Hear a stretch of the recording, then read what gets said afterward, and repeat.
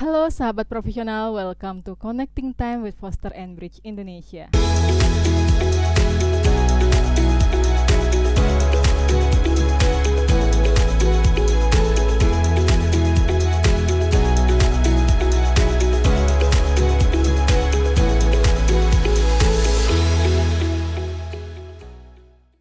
Pada kesempatan kali ini, saya Nastiti Handayani yang akan memandu sesi Connecting Time kami kali ini, di mana kita akan membahas tentang financial management. Dalam membangun ataupun mengelola suatu bisnis dan perusahaan, tentunya kita memerlukan pengelolaan keuangan atau financial management yang sangat penting untuk keberlangsungan sebuah bisnis. Financial management sendiri sering dikaitkan dengan bagaimana cara kita mengatur keuangan dalam perusahaan. Lalu apa saja sih yang perlu diperhatikan dan juga mengapa financial management ini penting untuk diketahui? Mari kita simak pembahasan kali ini bersama dengan Bapak Junet Adiwibowo. Namun sebelum kita mulai masuk ke sesi diskusinya, saya akan membacakan sedikit profil singkat tentang Pak Junet. Bapak Junet Adiwibowo mempunyai pengalaman profesional di industri keuangan dan juga retail selama 27 tahun. Beliau merupakan salah satu fasilitator dari Foster and Bridge Indonesia dengan keahlian di bidang bisnis, finance, dan juga strategic management. Dan kali ini kita sudah terhubung secara virtual dengan Bapak Junet. Namun sebelum kita mulai diskusinya, saya akan sapa terlebih dahulu Bapak Junet ya. Halo Bapak, apa kabar? Alhamdulillah baik-baik Mbak. Terima kasih. Semoga sehat selalu ya Pak ya. Terima kasih ya Pak sudah menyempatkan waktunya untuk bisa sharing dan juga berbagi di sesi Connecting Time kami kali ini. Baik Bapak, sesuai dengan topik kita kali ini yaitu Financial Management atau pengelolaan keuangan, boleh Bapak jelaskan kepada sahabat profesional apa sebenarnya Financial Management ini? Baik, terima kasih Mbak. Jadi Financial Management ini sebetulnya adalah semua aktivitas yang berhubungan dengan keputusan pengelolaan keuangan dan juga keputusan untuk pengelolaan aset keuangan. Bedanya apa ini antara pengelolaan keuangan dan aset keuangan? Nah, pengelolaan keuangan ini lebih berhubungan dengan transaksi, seperti jual beli, transaksi harian, pengaturan cash flow dan segala macam. Sedangkan aset keuangan ini berhubungan dengan pengelolaan aset. Pengelolaan aset ini tidak berarti hanya aset yang fisik, tapi juga berarti pengelolaan aset dalam arti pengelolaan utang, pengelolaan utang jangka pendek dan segala macam seperti itu. Kemudian Pak, sebagaimana kita ketahui ada dua angle dalam melihat financial management, yaitu angle strategic dan juga tactical financial management. Boleh Bapak jelaskan kembali kepada sahabat profesional apa perbedaan di antara keduanya? Nah, yang namanya tactical financial management, nah, dari namanya saja kita sudah tahu bahwa itu sifatnya taktis. Taktis itu adalah sering berhubungan dengan yang sifatnya rutin atau day-to-day transaction. Jadi semua aktivitas yang berhubungan dengan pengelolaan transaksi harian seperti itu kita masukkan dalam kategori tactical financial management. Pembuatan laporan yang berkala setiap bulan, laporan keuangan, terus laporan pajak itu masuk ke dalam sifatnya tactical financial management. Sedangkan yang namanya strategic financial management ini namanya juga sudah menjelaskan bahwa itu sifatnya strategis. Tentunya untuk memenuhi kebutuhan keuangan yang sifatnya jangka menengah dan jangka panjang. Contohnya, sebenarnya kita ingin melakukan ekspansi, mendirikan pabrik, atau masuk ke pasar yang baru. Nah, kita butuh yang namanya modal seperti itu. Mengadakan modal seperti ini yang disebut dengan strategic financial management. Dari penjelasan Bapak bisa disimpulkan bahwa tactical lebih kepada fungsi controlling ya Pak ya, sedangkan fungsi strategiknya lebih kepada membantu decision maker dalam memutuskan keputusan penting dan juga pembuatan strategi perusahaan. Betul begitu Bapak? Bisa dikatakan seperti itu, meskipun sebetulnya di dalam tactical sendiri juga bisa membantu dalam proses pengambilan keputusan. Tapi seperti saya katakan, skopnya ini lebih ke jangka pendek. Baik, terima kasih Bapak. Kemudian Pak, untuk skop financial management ini sendiri, seberapa luas ya Pak? Ya, sebetulnya kalau ditanyakan seberapa luas ini kita mungkin luas, hanya saja kalau untuk memudahkan kita maka skupnya ini bisa kita bagi jadi 3 area yang besar. Yang pertama itu berhubungan dengan prosedur. Jadi financial management ini selalu berhubungan dengan prosedur, seperti umpamanya bagaimana caranya untuk melakukan transaksi, bagaimana untuk mencatat transaksi yang ada, bagaimana menghitung aging atau umur piutang. Ini lebih kepada prosedur. Yang kedua, ini berhubungan dengan perencanaan dan anggaran atau budget sama planning.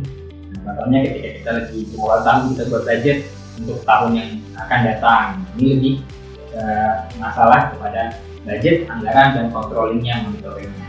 Sedangkan yang ketiga, ini lebih kepada pengelolaan risiko.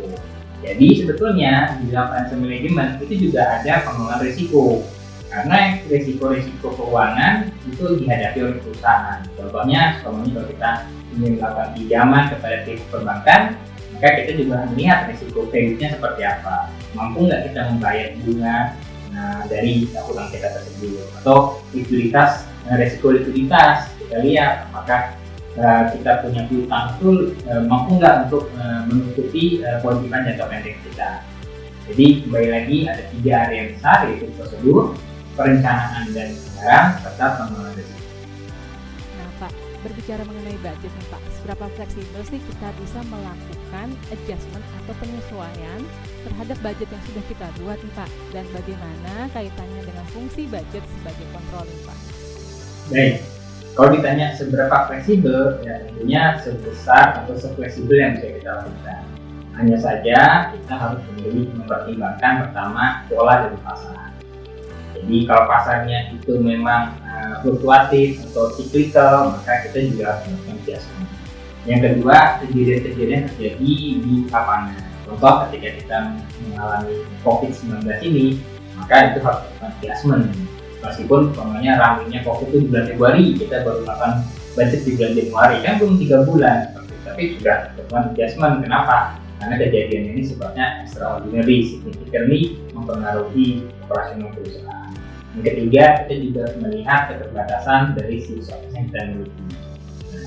Jadi perlu juga diperhatikan antara benefit dengan cost untuk melakukan adjustment terhadap budget yang kita miliki. Namun secara umum 3 bulan itu adalah waktu yang cukup bagi sebuah perusahaan untuk melakukan adjustment atau penyesuaian terhadap kondisi pasar. Ya, kaitannya dengan fungsi budget sebagai kontrol itu sebetulnya kita harus mencari keseimbangan antara 2 kepentingan. Yaitu kepentingan yang pertama adalah kepentingan budget dari sisi akuntabilitas, jadi pertanggungjawaban. Kalau kita selalu merubah budget kita yang ada, angkanya kan bergerak terus. Kita kan nanya mau angka mana yang kita pakai, angka mana yang jadi patokan. Itu yang pertama, seperti yang pertama. Nah, tapi kepentingan kedua yang harus kita ingat dan tidak boleh kita lupakan adalah budget itu juga harus bisa merefleksikan kondisi yang ada di lapangan. Kalau kondisinya itu sudah berubah drastis seperti COVID ini, tentu adalah hal yang sia-sia kalau kita masih mempertahankan budget di awal tahun ketika kita tidak memprediksi adanya virus COVID ini. Seperti itu. Jadi ada 2 kepentingan yang harus kita lihat.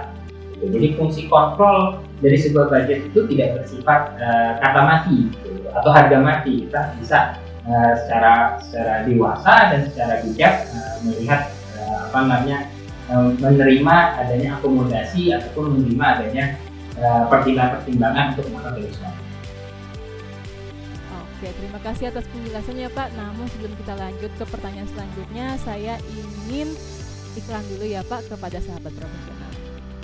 Sahabat profesional, jika sahabat profesional menyukai video ini, jangan lupa untuk klik tombol like, share, dan juga subscribe channel YouTube Foster & Bridge Indonesia agar selalu mendapatkan update-update terbaru dari Foster & Bridge Indonesia. Baik Pak, kita lanjut lagi ke pertanyaan selanjutnya nih Pak. Menarik sekali nih Pak ya, berarti budget itu bisa bersifat statik maupun juga fleksibel. Nah, boleh Bapak berikan contoh lagi nih Pak kepada sahabat profesional bagaimana budget yang bersifat statik dan juga bagaimana budget yang bersifat fleksibel. Baik, kalau yang bersifat statis itu biasanya contohnya kalau kita melakukan business plan 3 tahun, maka budget yang ada ini sifatnya statis. Karena fungsinya ini bukan untuk mengontrol atau memonitor pergerakan bulanan atau harian, tapi lebih kepada memberikan arahan. oke, di tahun pertama mau ke arah mana, tahun kedua seperti apa, tahun ketiga seperti apa.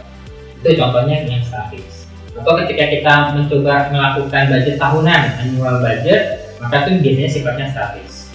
Nah, operasional itu adalah sifatnya yang bersifat fleksibel, yang kita lakukan mungkin adjustment per 3 bulan.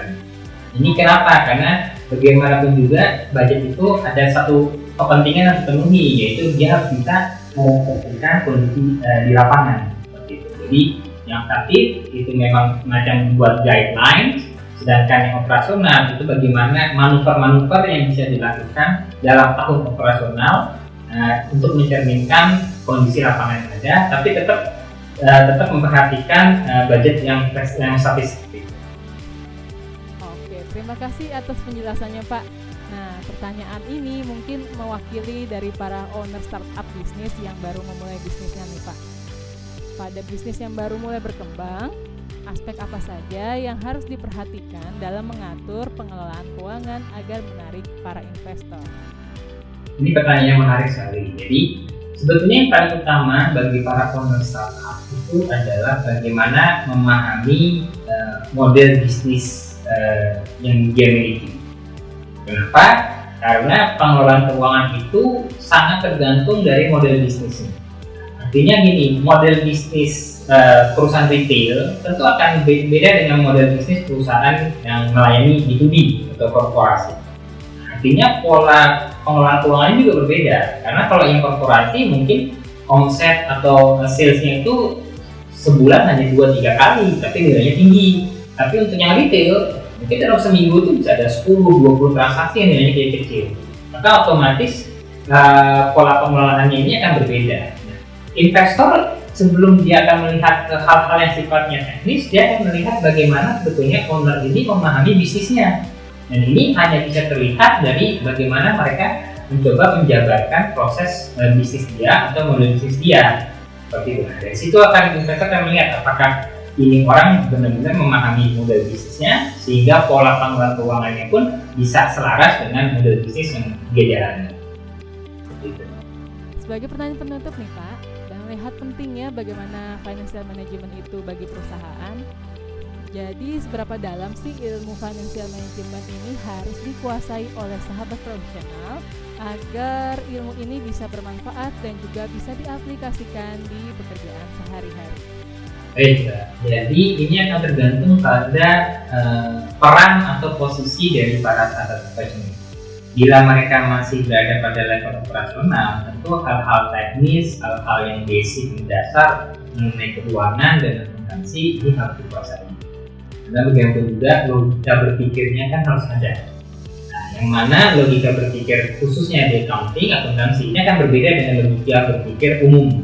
Seperti itu. Jadi mereka harus istilahnya melotok mengenai teknik-teknik dasar. Tapi untuk para pengambil keputusan, nah, tentu mereka tidak perlu harus secara teknis mengetahui.